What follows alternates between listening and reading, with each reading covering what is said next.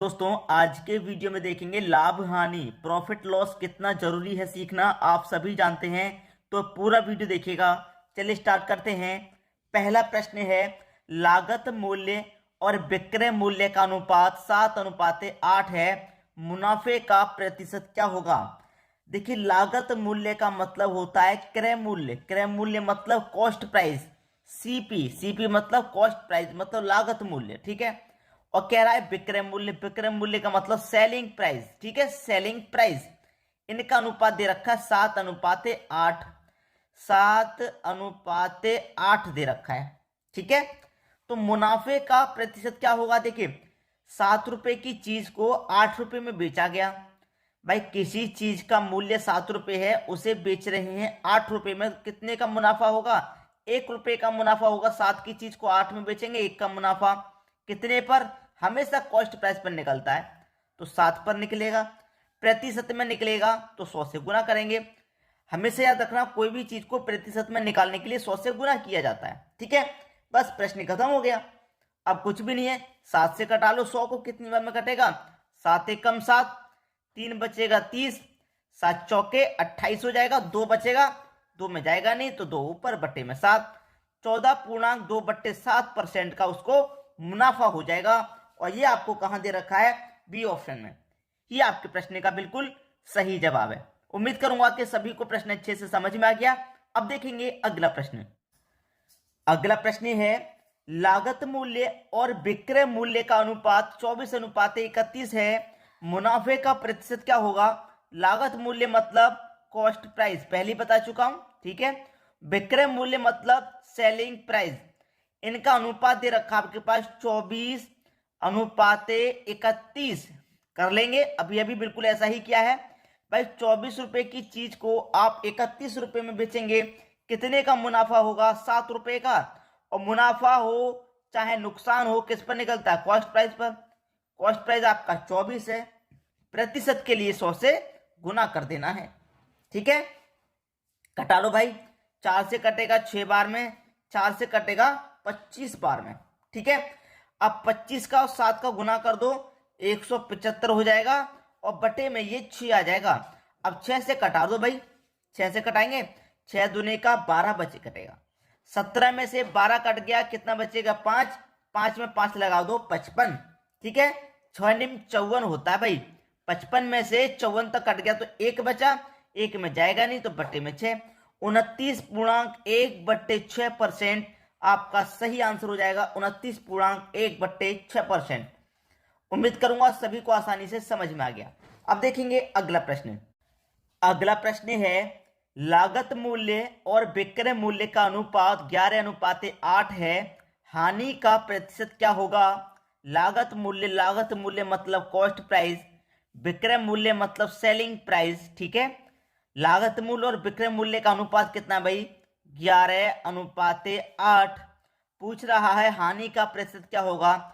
अब 11 रुपए की चीज को आप 8 रुपए में बेचेंगे तो नुकसान होगा भाई। कोई चीज आपकी 11 रुपए की है और आप उसे 8 रुपए में बेच रहे हैं तो आपको सीधा सीधा मालूम हुआ है कि हानि हो रही है, हमें नुकसान हो रहा है। तो 11 की चीज को 8 में बेचने पर कितने की हानि होगी, 3 रुपए की हानि होगी। अब 11 पे निकलेगी, चाहे हानि हो चाहे नुकसान, हमेशा कॉस्ट प्राइस पर निकलेगा। भाई 3 रुपए की हानि हो रही है, कितने पर, 11 पर। और प्रतिशत के लिए क्या करेंगे, 100 से गुना कर देंगे। 3 का गुना 100 से कर दो, 300 हो जाएगा। बटे में कितना, 11 है, ठीक है। अब इसको बस कटा दीजिए, आंसर आ जाएगा। 11 से कटाएंगे, 11 दूने का 22, 8 बचेगा 80, 11 सत्ते 77, 3 बचा 80 में से 77 तक गया तो 3 बचा, 3 में जाएगा नहीं, 3 ऊपर बटे में 11, 27.3/11% का हानि हो जाएगा, नुकसान हो जाएगा, ठीक है। 27.3/11, 27.3/11 पहले ही ऑप्शन में है, यह आपका सही जवाब है। अब देखेंगे हम अगला प्रश्न। अगला प्रश्न है, लागत मूल्य और विक्रय मूल्य का अनुपात 9:7 है, हानि का प्रतिशत क्या होगा। लागत मूल्य मतलब कॉस्ट प्राइस, विक्रय मूल्य मतलब सेलिंग प्राइस, ठीक है। अनुपात है 9:7 का। अब 9 रुपए की चीज को 7 रुपए में बेचेंगे, कितने की हानि होगी, 2 रुपए की हानि। कितने पर, कॉस्ट प्राइस पर। प्रतिशत के लिए 100 से गुना, 2 का गुना 100 से कर दो, 200 हो जाएगा, बट्टे में 9। अब कटा दो भाई, 9 दूने का 18 कटेगा, 2 बचेगा, फिर से 20, फिर से 9 दूने का 18, 2 बचेगा तो जाएगा नहीं, नहीं जाएगा तो ऐसे लिख दो 2/9, 22.2/9%। यह आपका आंसर हो गया और ये दे रखा आपको आंसर आपके डी ऑप्शन में। आसानी से निकाल लिया होगा, कोई परेशानी नहीं है। अब देखेंगे अगला प्रश्न। अगला प्रश्न है, किसी वस्तु को 651 रुपए में बेचने पर 7% की हानि होती है, उस वस्तु का क्रय मूल्य है। क्रय मूल्य पूछ रहा है, क्या होगा? क्रय मूल्य जो भी होगा अपने आप में 100% होगा। याद रखना, कोई भी चीज होती है उसका मूल्य अपने आप में 100% होता है। अब 100% की चीज को उसने क्या किया, 7% की हानि पर बेचा।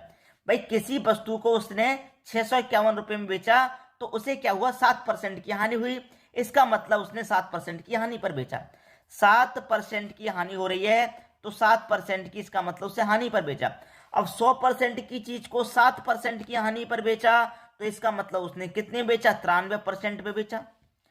परसेंट में बेच रहा है 93% में, और रुपए में बेच रहा है 651 रुपए में, 651 रुपए में। तो 93% का मान 651 के हो जाएगा। 93 का मान 651 के हो जाएगा। आपको निकालना है क्रय मूल्य। क्रय मूल्य मतलब 100% का मान। तो कैसे निकालेंगे, 651 में 93 से डिवाइड कर देंगे और 100% का मान निकालने के लिए 100 से गुना कर देंगे। बस आपके प्रश्न का आंसर आ जाएगा। ठीक है। अब 93 से 651 कटेगा पूरा पूरा 7 बार में, और 7 का गुना 100 से कर दो, ये हो जाएगा 700। ये आपका बिल्कुल सही जवाब है, 700। डी ऑप्शन बिल्कुल सही हो गया। क्लियर हो गई बात। अब देखेंगे अगला प्रश्न। अगला प्रश्न है, एक कार 64,000 रुपए में बेचने पर सुभाष को 20% हानि हुई, उस कार का लागत मूल्य कितना है? लागत मूल्य मतलब क्रय मूल्य, और क्रय मूल्य किसी भी चीज का अपने आप में क्या होता है, 100% होता है। अब 100% की चीज को उसने 12% की हानि हुई, मतलब 64,000 रुपए में जब उसने बेचा तो उसे 20% की हानि हुई। इसका मतलब क्या है, उसने 20% की हानि पर उस कार को बेचा है। अब 100% की चीज को 20% की हानि पर बेचेगा, इसका मतलब वो कितने बेच रहा है, 80% का दाम ले रहा है। ठीक है। अब परसेंट में बेच रहा है वो 80% में, और रुपए में बेच रहा है 64,000 रुपए में। ठीक है, 64,000 रुपए में। हमें क्या निकालना, लागत मूल्य, क्रय मूल्य। तो कैसे निकालेंगे, 64,000 में इस 80 से डिवाइड दे देंगे और 100% का मान निकालने के लिए 100 से गुना कर देंगे, आंसर आ जाएगा। ठीक है, कटा लीजिए बस। देखिए 0 से मैं यहाँ पर सीधा सीधा 0 कटा दूंगा। 8 8 64 होता है, और 2 0 मतलब 800। ठीक है, 800 का गुना 100 से कर दो, तो 8 का करूंगा 1 से 8 हो जाएगा। 1 2 3 4 गुना में 0 ऐड हो जाते हैं। ठीक है, तो ये कितना हो गया, 80,000। ठीक है, लागत मूल्य कितना था, 80,000 था। 80,000 सी ऑप्शन में है। 80,000 रुपए की चीज को उसने जब 64,000 रुपए में बेचा तो इसका मतलब उसे क्या हुआ, 20% की हानि हुई थी। अब देखेंगे हम अगला प्रश्न। अगला प्रश्न है, एक वस्तु 1690 रुपए में बेचने पर 30% का लाभ होता है, तो क्रय मूल्य ज्ञात करो। देखिए कोई भी वस्तु का क्रय मूल्य अपने आप में 100% होता है, ये बात आपको जानते हैं। और क्रय मूल्य कह रहा है ज्ञात करो, तो हमें 100% का ही मान ज्ञात करना है। अब हमने कोई वस्तु, एक वस्तु हमारी 1690 रुपए में बेचने पर हमको 30% का लाभ हुआ। इसका मतलब लाभ कब होता है, कि जितने की हमारी कोई वस्तु है, कोई चीज है, उसे हम उस रेट से अधिक पर बेचें। ठीक है, जैसे 100% की हमारी कोई वैल्यू है और मैं उसे बेच रहा हूं कितने में, 30% के लाभ में। तो 100% की चीज को 30% के लाभ में बेचूंगा तो कितने बेचूंगा भाई, 130 में। मैं 100% की चीज को 30% के लाभ पर बेच रहा हूं, तो 100% की चीज को 30 के लाभ पे बेचूंगा तो 130% पे बेचूंगा। ठीक है, और रुपए में कितने बेच रहा है, 1690 रुपए में बेच रहा है। 1690 रुपए में उसने बेचा। हमें निकालना है क्रय मूल्य, तो कैसे निकालेंगे, 1690 में 130 से डिवाइड दे देंगे और 100% का मान निकालने के लिए 100 से गुना कर देंगे। अब देखिए 0 से यहाँ 0 कट जाएगा, 13 से 169 13 बार में कट जाएगा, और 13 का गुना 100 से कर दूंगा, 1300 हो जाएगा। बस खत्म प्रश्न। सी ऑप्शन आपका सही जवाब हो गया। बात क्लियर हो गई। इस तरीके के प्रश्नों को आप बड़ी ही आसानी से बना लेंगे। अब देखेंगे हम अगला प्रश्न। अगला प्रश्न है, राजेश को ₹5,750 मूल्य की सब्जियों को भारी वर्षा के कारण ₹4500 में बेचना पड़ा, उसकी हानि की प्रतिशतता कितनी थी? भाई बहुत बढ़िया प्रश्न है, बहुत ही अच्छा। देखिए यहां पर देख रहा है कि ₹5,750, ये क्या है दोस्तों? कॉस्ट प्राइस है। ठीक है, कॉस्ट प्राइस है सीधा सीधा, इतना आपको मालूम है। ये क्या है? आपकी कॉस्ट प्राइस। ₹5,750 आपका कॉस्ट प्राइस है। ठीक है, मैं इधर लिख देता हूं, चाहो तो इधर से हटा के मैं इसको इधर भी लिख देता हूं, कॉस्ट प्राइस। ठीक है, और उसने भारी वर्षा हो गई तो उसने उसके कारण कितने बेचना पड़ा? ₹4500 में उसको बेचना पड़ा। बेचना का मतलब है सेलिंग प्राइस। ठीक है, कितने बेचना पड़ा उसको? ₹4500 में उसने बेचना पड़ा। ठीक है, 4500 में। ₹5,750 की चीजों को उसने बेचा ₹4500 में। भाई कितने का नुकसान हुआ उसे? भाई कितने का उसको नुकसान हुआ? इतने की चीज को आप इतने में बेचेंगे तो कितने का नुकसान होगा? घटा के देख लीजिए। 5,750 में से मैं 4500 को घटा दूंगा, पता चल जाएगा। 0, 5 में 0 गया 5, 7 में से 5 गया 2, 5 में 4 गया 1। भाई ₹1250 का नुकसान हो रहा है। भाई ₹1250 का नुकसान हो रहा है। इतने की चीज को हम इतने में बेचेंगे तो 1250 का नुकसान, और नुकसान हमेशा कॉस्ट प्राइस पर निकलता है, और कॉस्ट प्राइस आपका कितना है? 5750। अब इसी को क्या पूछा उसने? प्रतिशत में, तो प्रतिशत के लिए 100 से आप गुना कर देंगे। ठीक है, अब सीधा सीधा 0 से यहाँ 0 कट गया। 25 से कटाऊं तो 5 बार में कटेगा, और 25 से कटाऊं इसको तो 23 बार में कटेगा। 5 का गुना 100 से हो जाएगा तो 500 हो जाएगा। ठीक है, बट्टे में कितना? 23 है। अब 23 से मैं इसको काटूंगा तो कितनी बार में जाएगा भाई? 23 दूने का 46 हो जाएगा। 23 दूने का 46, 4 बचेगा, 0 लगा दूंगा 40, फिर क्या हो जाएगा? 23 एकम 23, तो 21 आ रहा है। 21 देखिए किस ऑप्शन में है? पहला ही ऑप्शन है जिसमें 21 के बाद दशमलव लग रहा है, तो पहला ही ऑप्शन सही हो गया क्योंकि हमारा 21 आ रहा है। भाई यहाँ 40 है। ठीक है, 23 एकम 23 काटा, अब तो जाएगा नहीं, दशमलव लगेगा, तो 21 दशमलव के साथ संख्या आएगी, तो 21 दशमलव के बाद एक ही ऑप्शन है, तो वही हमारा सही जवाब हो गया। उम्मीद करूंगा सभी को प्रश्न आसानी से क्लियर हो गया। अब देखेंगे अगला प्रश्न। अगला प्रश्न है, किसी व्यक्ति ने एक पुरानी टाइप मशीन ₹1200 में खरीदी और उसकी मरम्मत पर ₹200 व्यय किए। उसने उसे ₹1680 में बेचा, तो दिया उसका लाभ प्रतिशत है। ठीक है, बेच दिया तो उसका लाभ प्रतिशत कितना भाई? ₹1200 में खरीदी उसने और ₹200 उसने खर्च कर दिए उसकी मरम्मत पे, तो ₹1200 में खरीदी, ₹200 उसने खर्च कर दिए, तो ₹1400 उसे कॉस्ट प्राइस पड़ा। ठीक है, ₹1400 का उसका कॉस्ट प्राइस पड़ा। उसके तो भाई ₹1400 खर्च हो गए ना एक तरह से। ठीक है, और से बेची किसने? उसने बेचा कितना? सेलिंग प्राइस उसका क्या है? सेलिंग प्राइस है ₹1680। भाई ₹1400 की चीज को 1680 में बेच रहा है, तो फायदा उसे हो रहा है 280 का। ₹1200 की खरीदी, ₹200 उसने मरम्मत में खर्च हो गए, तो इसके तो ₹1400 गए। फिर उसने ₹1400 खर्च करने के बाद में 1680 में बेचा, तब उसे 280 का फायदा हुआ। ठीक है, तो फायदा हमेशा कॉस्ट प्राइस पर ही होता है, और प्रतिशत के लिए क्या करना है? 100 से गुना।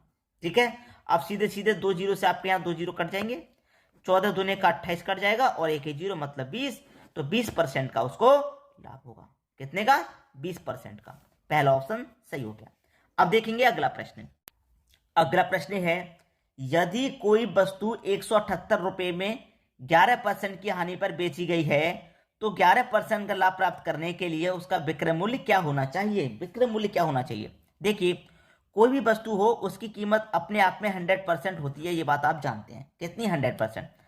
100% की चीज को उसने क्या किया? 11% की हानि पर बेचा। इसका मतलब उसने कितने बेचा? 89% में। ठीक है, 89% में जब उसने बेचा, और रुपए में कितना बेचा? 178 में। तो अब हम 100% का मान निकालेंगे तो कॉस्ट प्राइस की वैल्यू निकल आएगी। तो कैसे निकालेंगे? वही 89 से डिवाइड कर देंगे, 100 से गुना कर देंगे, तो हमारा 100% का मान निकल के आ जाएगा। वस्तु का जो क्रय मूल्य वो निकल के आ जाएगा। ठीक है, अब हमसे पूछ रहा है यहाँ पर कि 11% की हानि पर बेची गई है, तो 11% का लाभ प्राप्त करने के लिए उसका विक्रय मूल्य क्या होना चाहिए?